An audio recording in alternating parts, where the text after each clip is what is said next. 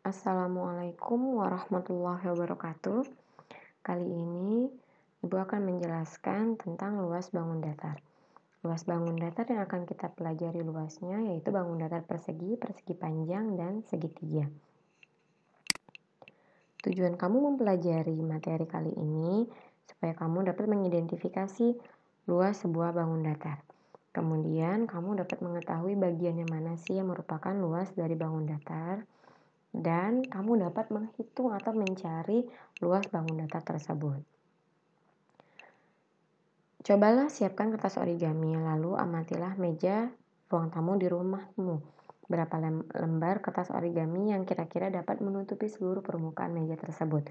Di sini ada ilustrasi, ada kertas origami yang sudah disiapkan, lalu ini ada sebuah meja.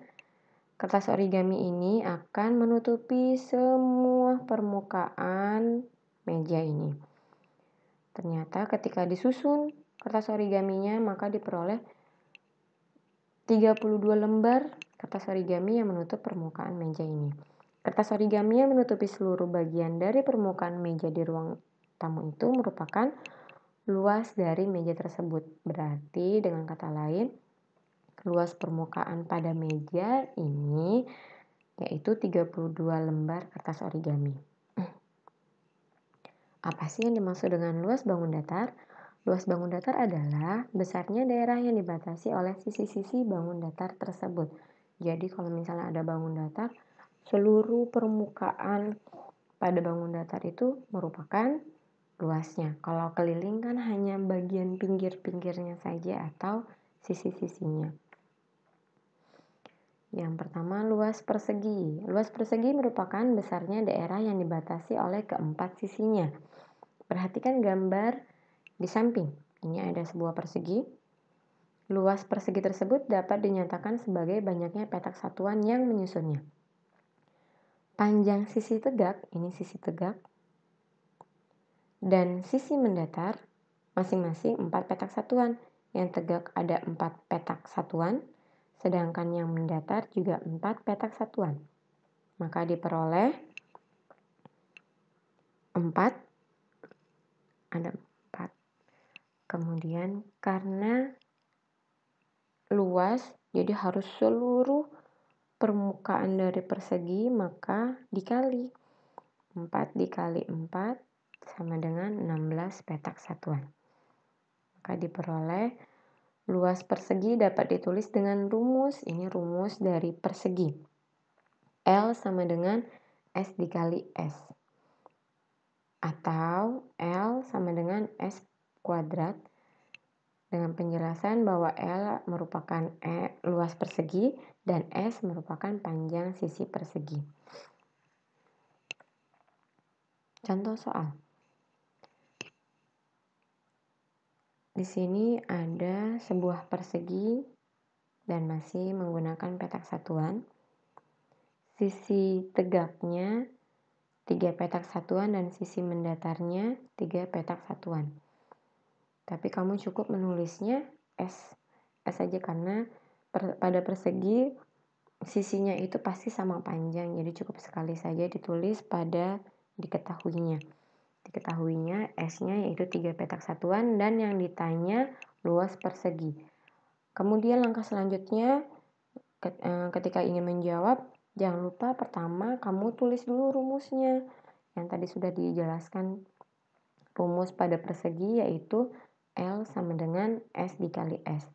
Setelah ditulis rumusnya, baru kamu masukkan angkanya. Bisa kamu hitung dari bangunnya atau bisa juga cukup melihat dari yang diketahui yang sudah kamu tulis. S-nya 3 dikali 3 maka diperoleh 9 petak satuan. Atau dengan pakai rumus yang satunya lagi, L sama dengan S pangkat 2. Maka S-nya itu 3 dipangkat, S-nya tadi 3, lalu karena mau mencari luas, 3 dikuadratkan, maka dihasilkan 9 petak satuan. Jangan lupa menulis satuannya. Pada soal ini petak satuan merupakan satuannya. Contoh berikutnya, ini ada sebuah persegi ABCD dengan sisi CD yaitu 7 cm. Karena persegi, otomatis Panjang semua sisinya yaitu 7 cm. Cara mengerjakannya, pertama harus kamu tulis dulu diketahuinya. Harus dibiasakan menulis diketahuinya dulu, yaitu S sama dengan 7 cm. Lalu ditanya luas persegi. Kemudian cara menjawabnya jangan lupa menuliskan rumusnya dulu supaya semakin hafal. Jadi harus ditulis aja. L sama dengan S dikali S. Lalu masukkan angkanya. S-nya yaitu 7 cm dan S yang satu lagi juga sama 7 cm. Lalu dihitung 7 dikali 7 yaitu 49 cm kuadrat, atau pakai rumusnya satu lagi, L sama dengan S pangkat 2. Lalu dimasukkan angkanya 7 pangkat 2. Lalu sama hasilnya 49 cm kuadrat. Seperti biasa jangan lupa satuannya. Ini satuannya jangan lupa. Kalau di soal ini kan satuannya cm, maka luasnya cm kuadrat. Nanti mungkin ada satuannya yang menggunakan desimeter atau meter, berarti luasnya kalau yang menggunakan desimeter ya luasnya desimeter kuadrat, sedangkan kalau yang menggunakan meter nanti luasnya meter kuadrat atau meter persegi. Penjelasan berikutnya yaitu luas persegi panjang. Perhatikan gambar yang ada di samping kiri. Panjang dan lebar persegi panjang tersebut, ini panjangnya yaitu sisi mendatar dan lebarnya sisi tegak. Panjangnya yaitu sisi mendatarnya adalah 4 petak satuan, sedangkan lebarnya yaitu sisi tegaknya adalah 3 petak satuan. Maka diperoleh 4 dikali 3. Kenapa dikali? Karena kita mau mencari luas. Tadi kan luas yaitu seluruh bagian dari permukaan persegi panjang. Maka diperoleh 4 dikali 3 sama dengan 12 petak satuan. Dengan kata lain, luas persegi panjang dapat ditulis dengan rumus luas sama dengan panjang dikali lebar, P dikali L. Bisa juga cukup disingkat P dikali L. Dengan penjelasan L-nya merupakan panjang persegi panjang dan P adalah panjang persegi panjang dan L merupakan lebar dari persegi panjang. Contoh soal berikutnya, ini ada persegi panjang KLMN dengan panjangnya 12 cm dan lebarnya 5 cm. Lalu jangan lupa langkah berikutnya ditulis yang ditanyanya apa sih? Luas persegi, yaitu luas persegi panjang. Kemudian langkah berikutnya masukkan rumusnya yang telah tadi dipelajari. L sama dengan P dikali L. Setelah menulis rumus baru masukkan angkanya. P-nya 12 cm, L-nya 5 cm. Setelah kamu masukkan angkanya, baru kamu dapat menghitungnya, yaitu 12 dikali 5, maka dihasilkan luas persegi panjang KLMN adalah 60 cm kuadrat. Jangan lupa satuannya, seperti biasa, satuannya harus ditulis. Luas segitiga. Asal mula rumus luas segitiga itu berawal dari rumus luas persegi panjang. Kok bisa? Nah, perhatikan gambar segitiga di bawah ini. Ada di sini gambar ini segitiga sama kaki. Jika diketahui tinggi segitiga sama kaki ini, kita sebutnya sebagai T, dan sisi alasnya adalah A, maka rumus luas segitiga yang dapat dicari sebagai berikut. Ini digunakan T sama A untuk membedakan rumus luas yang persegi panjang. Ini alasnya, karena mau mencari luas maka dikali. Kalau dikali otomatis maka dihasilkan bagian bidang yang akan dikali seperti bangun persegi panjang. Namun karena kita hanya ingin mencari luas pada bagian yang berwarna putih ini, dan bagian yang biru mau kita buang atau tidak dianggap, maka yang birunya kita buang ternyata bentuknya sama seperti segitiga yang bagian warna putih. Jadi dengan kata lain, sebenarnya segitiga yang putih ini itu setengah bagian dari yang persegi panjang yang warna merah tadi. Dan bagian yang biru pun juga setengah bagian dari persegi panjang yang warna merah tadi. Jadi separuh-separuhnya, setengah-setengahnya.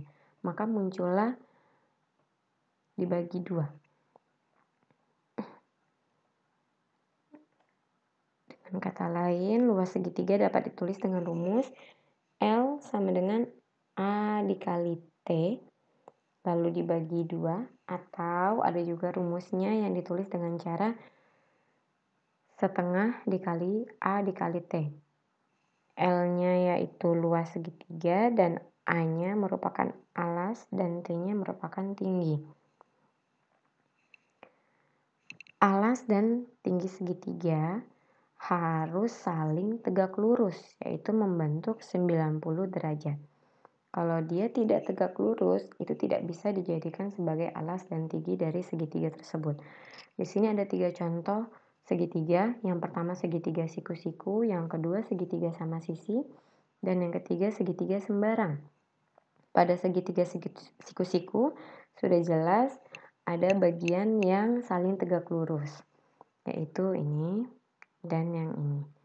Maka kita dapat langsung menentukan bahwa bagian-bagian itulah yang merupakan alas dan tingginya. Ini bagian alas dan ini bagian tinggi. Sedangkan di sini menghasilkan sudut yang membentuk sudut 90 derajat. Nah, berarti ini jelas merupakan alas dan tingginya karena kan saling tegak lurus. Sedangkan pada segitiga sama sisi, yang mana sih yang bagian dari alas dan tingginya? Oke, kalau yang alas pasti bisa gampang diketahui ini adalah alasnya. Alas yang namanya alas di bagian situ. Kemudian untuk tingginya, yang mana yang bagian yang membentuk tegak lurus dengan alasnya? Sudut yang kalau sisi yang ini tidak tegak lurus dengan alas. Dan ini pun juga sama, ini tidak tegak lurus dengan alas. Maka dicari, nah ini yang tegak lurus dengan alasnya. Berarti inilah yang menjadi tingginya, tinggi dari segitiga sama sisi. Karena membentuk sudut siku-siku. Nah, sedangkan pada segitiga sembarang, ini merupakan alas. Dan untuk mencari tingginya, kamu panjangkan dulu alasnya dan membuat di sini merupakan ada lagi dipanjangkan lagi dari titik puncak segitiga sembarang ini dibawahkan, maka diperoleh sebuah sudut tegak lurus, sudut 90 derajat. Nah, itulah yang sebagai tingginya. Contoh soal yang berikutnya, ini ada sebuah segitiga sembarang juga, segitiga ABC. Ada yang sisi yang ini 12 cm, yang sebelah sini 8 cm, tapi di sini juga ada angka 6 cm. Disuruh cari luasnya. Di sini kamu seperti biasa, lihat mana yang saling tegak lurus. Kalau yang sudah jelas di sini ada bagian yang tegak lurus. Kalau pada sisi BC ini tidak tegak lurus dengan sisi AB. Yang tegak lurus dengan sisi AB yaitu yang garis yang memotong segitiga menuju titik C. Jadi inilah yang merupakan tinggi dari segitiga tersebut. Cara mengerjakannya seperti biasa, jangan lupa menulis diketahuinya yaitu alas 12 cm. Karena ini bagian yang membentuk sudut siku-siku, maka inilah merupakan tingginya 6 cm. Yang ditanya luasnya. Lalu cara menjawabnya jangan lupa menulis rumusnya dulu. Setelah menulis rumusnya, lalu dimasukkan angkanya. Kalau lebih mempermudahnya lagi untuk menghitung, untuk menghilangkan dibagi duanya, ini ada 12 dan angka 6, dua-duanya bisa dibagi 2. Biasanya Ibu selalu menggunakan angka yang lebih besar dulu untuk dibagi 2. Jadi 12 dibagi 2, maka diperoleh 6, 12 bagi 2, maka diperoleh 6. Lalu ditulis ulang, 6 dikali 6, maka hasilnya adalah 36 cm kuadrat. Jangan lupa satuannya pada soal kali ini yang digunakan yaitu cm, maka luas pada segitiga tersebut 36 cm kuadrat. Oke, sekian dan terima kasih penjelasan Ibu kali ini. Semoga bermanfaat. Wassalamualaikum warahmatullahi wabarakatuh.